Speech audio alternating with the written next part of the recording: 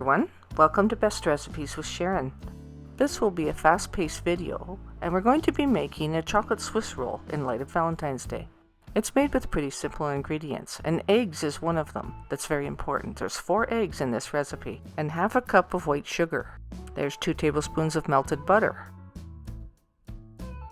and 1 teaspoon of vanilla. Gently mix that together. A good half cup of all-purpose flour, 1 teaspoon of baking powder, and half a teaspoon of salt, and 1/4 cup of cocoa.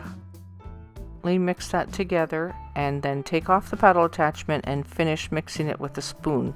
It only takes a little bit of mixing. You kind of fold it in, so don't overmix. You'll need a jelly roll pan and line it with parchment paper. It'll be about 10 by 15 inch or so, and then you just pour the batter in and evenly spread it.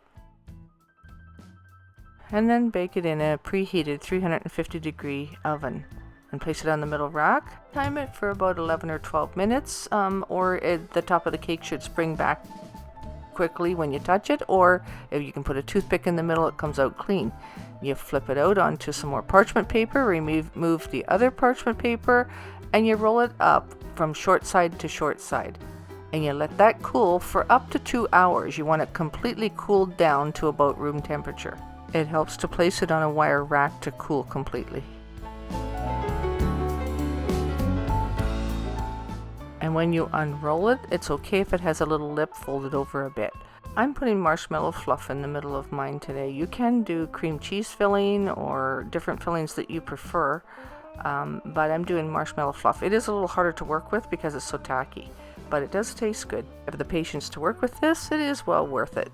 Then roll it back up again, pulling the parchment paper away from it, and place it on fresh parchment paper. And this time I put it in the fridge to cool down completely while I'm preparing the ganache. Here I'm using 2/3 cup of semi-sweet chocolate chips, and I added 2 tablespoons of heavy whipping cream. Place it in the microwave for about 35 seconds. Give that a stir, then add about 4 tablespoons of icing sugar. Stir that in, and then thin it out with about 3 or 4 tablespoons of warm milk. Pour your ganache over the top of the chocolate roll, just enough to glaze it. Let that set, and it's ready to eat. I hope you enjoyed this video, and happy Valentine's Day. And until next time, happy eating!